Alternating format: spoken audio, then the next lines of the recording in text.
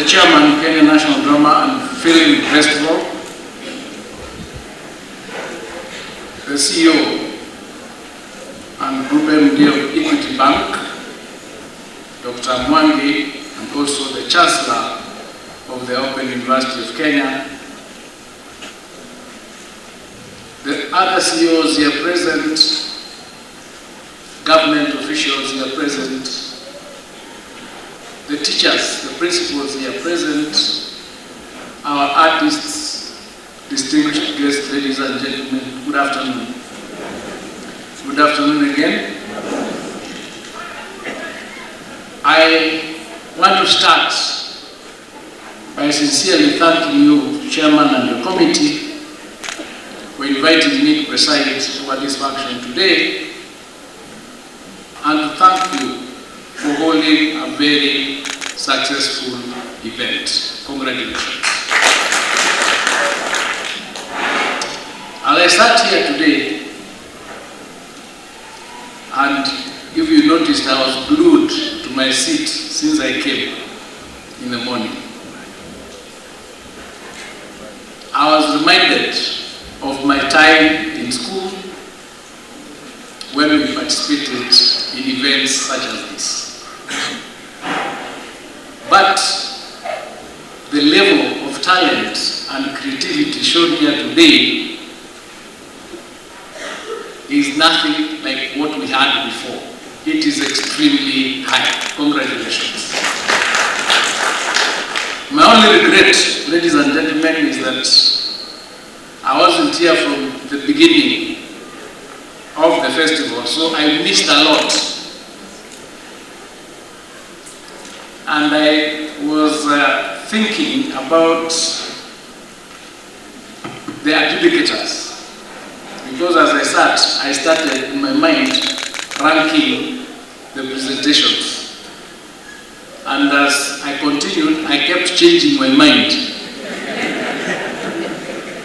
because it kept improving from one presentation to another. I don't know how you do it. I wish you well in getting it right. But ladies and gentlemen, this event, as the chairman has said, is an education event. And as an education event, it runs on those policies and regulations of the education sector.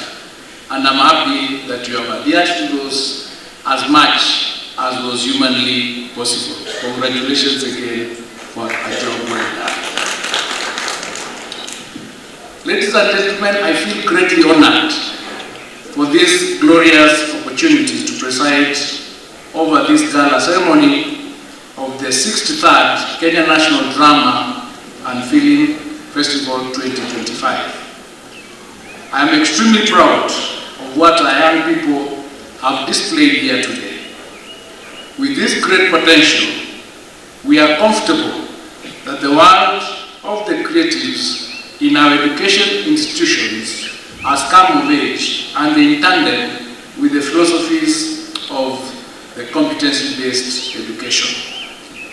I'm excited that we have excellent teachers in our schools who have nurtured our learners to tell their story to the whole world with immeasurable confidence.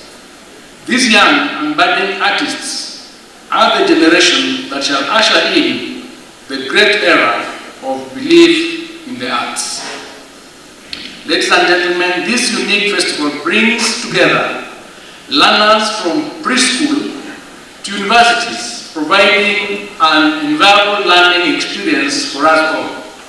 I'm amazed at the level of creativity and originality of our learners and teachers.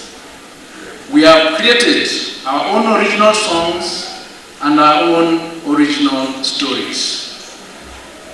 But I must raise some caution that as we train these young learners, we must do so under stipulated guidelines, policies, and regulations. In this connection, I call upon all of us that all co-curricular activities in our learning institutions must be conducted in strict adherence to the guidelines and all regulations provided by the Ministry of Education and the Teachers Service Commission. Henceforth, ladies and gentlemen, the Ministry of Education will firmly enforce the existing regulations for co-curricular activities and will not hesitate to take action against any official who flout these policies and procedures that govern our programs. We must do everything to ensure that our learners are well protected and nurtured in developing their artistic prowess and an atmosphere that is age appropriate and suited to the level of learners. Drama and film play a very big role in promoting creativity, critical thinking, and cultural appreciation among students. Indeed, in a single performance, we are able to witness all the core CBC competencies on display. It therefore goes to show that drama and film are for runners of our CBC program whose dictum is nurturing every learner's potential. I wish to encourage Kenya Certificate of Secondary Education graduates to increase their appetite for pursuing the arts in the higher education studies. I have been informed by the Kenya Universities and Colleges Central Placement Services, COOPS, that only a few students are showing interest in studying the performing arts courses in universities, even under the ongoing application processes which is running until 30th of April 2025 for the 2024 KCSE cohort. I'm also informed that so far, more than 107,000 KCSE students have already made their applications under the exercise that started last month. I urge all those that are among the 246,000 KCSE cohorts of 2024 who are yet to apply for placement in universities to do so within the next 15 days that are remaining. By the way, out of the 246,000 students who qualified to go apply for courses in universities, 8,000 of them applied to go to TVETs, and they chose to go to TVETs and the TTCs. And I think that goes to show the story of the connection between going to universities and work as exhibited by Mafla, as we call Mafla here, and Makore in that particular scheme. So I think there is a space for every child that we have in our schools, that whatever grade that you've gotten, there's always a space for you, and the government is doing each and everything possible to ensure that, taking into account your talents, taking into account your potential, you have got a place to learn skills and to get a job in order to contribute to the economy. Ladies and gentlemen, under the CBC, the arts will form a pathway that our learners will pursue in senior school. They will be exposed to the theory and practice of filmmaking, theatre production, and music together with dance. This should give us all the confidence that there is a career path for the creatives through mainstreaming or through the mainstream education. I therefore urge all stakeholders to take sports and arts seriously as an academic enterprise. Going forward, we are no longer going to have art, sports, and the social sciences as co-curricular activities. They are going to be part and parcel of our mainstream education system, so that they are taken care of just like we take care of the other pathway. For example, what the chair mentioned, that you probably require to have theatres in institutions as infrastructure, just like we have labs for STEM pathway. So it is something that I think as a ministry will be taking up to ensure that as we work towards ensuring that infrastructure in schools is brought to each and every institution in order for the children to have their best, those ones who are doing arts and the creatives also have the infrastructure in place. It is now glaringly clear, ladies and gentlemen, that the implementation of CBC is firmly on track. This year, we successfully managed to settle all our learners in grade 9. That issue of settling learners in grade 9 from grade 8, as you remember from late last year, it was a bit of a challenge. It made parents a bit worried, but by January, February, we were able to ensure that all our learners are properly settled in grade 9. I wish to thank the government of His Excellency the President, Dr. William Samuel Ruto, for providing adequate funds for the construction of classrooms for our grade 9 learners. We are now firmly focused on transitioning the grade 9 learners to senior school next year. Already, we have formulated guidelines on placement of grade 9 candidates in senior school next year. These were developed following countrywide consultations with all stakeholders during the month of March. Ladies and gentlemen, the theme of this year's festival, leveraging technology to nurture talent, while inculcating national values for socio-economic prosperity, is apt for this event. This is because the government is laying great emphasis on values at the moment. You know, we have values in our constitution. We have chapter 6, we have chapter 10. But without values, whatever else that we do, if we do not have values, which include personal values, progress can become a marriage. We believe that if we are able to ingrain value-based living in our people, our country will be a great place to live in. These young people have artistically taught us the essence of value-based living through the manner in which they have resolved their conflicts.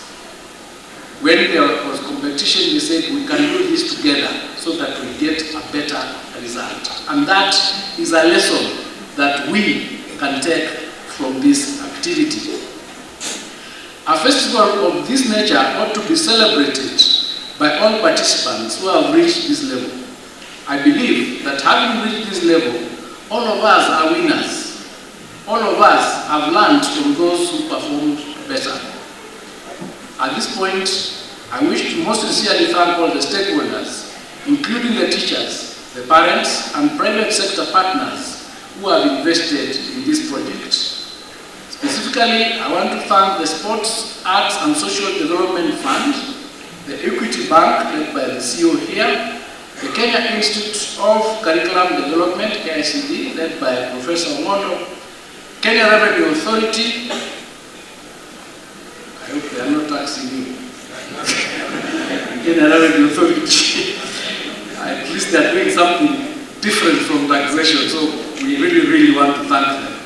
Kenya Universities and Colleges Central Placement Service, led by the CEO here, the Communications Authority of Kenya, the Coca-Cola Company, Jubilee Life Insurance, Kenya Cultural Center, Tunga Africa, among others.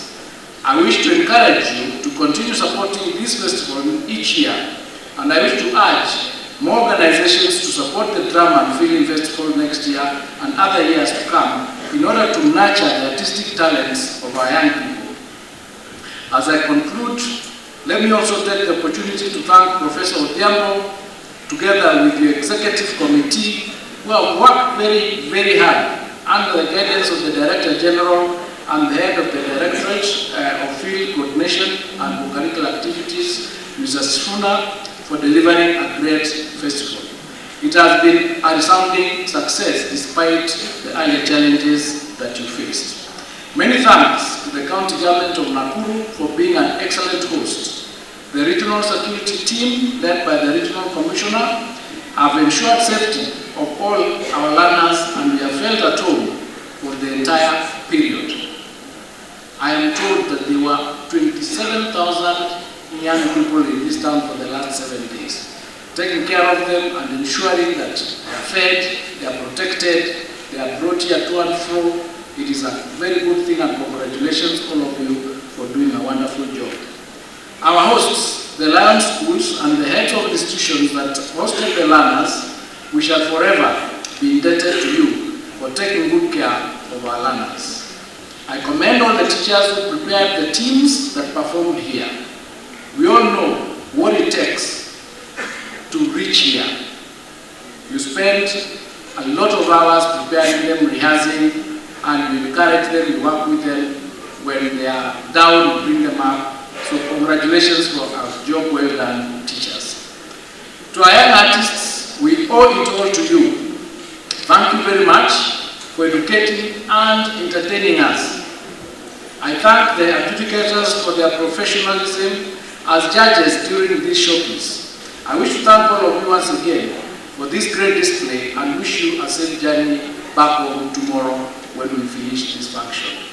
I now declare the 2025 Kenya National Drama and Film Festival officially closed. Thank you.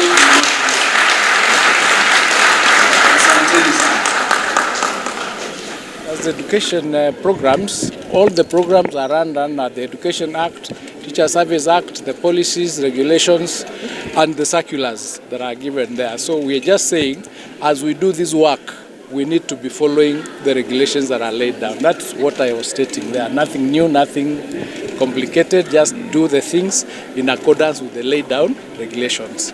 With respect to the Butere Girls that you are asking, I know the BOM met yesterday to look at the whole issue, and they'll be presenting to us a report whether those regulations were followed, whether the policies were followed, because that is institutional. Once that decision is made, then we'll make a decision on what to do from there. It's unfortunate that they did not present, though as you are aware, they were given the opportunity to present that particular day, but voluntarily decided not to do so, and so it was unfortunate, but it is something that we would not like to see in this situation. As I've said there were 27,000 students here. There are 800 presentations that have been done, and this exercise has ended successfully. So we wouldn't want to see our children affected by any other outside influence where their talents and their presentations are not done because of other influences. That's why we are saying, let us follow the law, let us follow the regulations, because they are there in black and white. Section 23 of the Teacher Service Act is clear, and the circular of 2018 is also clear on what the training is supposed to be.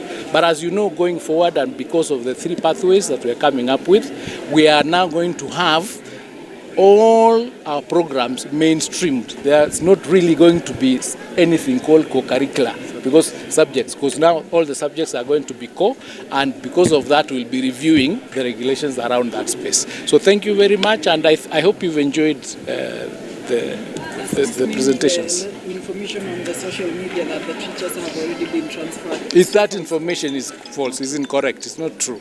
Yeah, we've not disbanded the board. We've not transferred any teacher, no action has been taken, because the process, we must follow due process. We must always, in this country, please learn, we must follow due process before any action is taken. Thank you very much.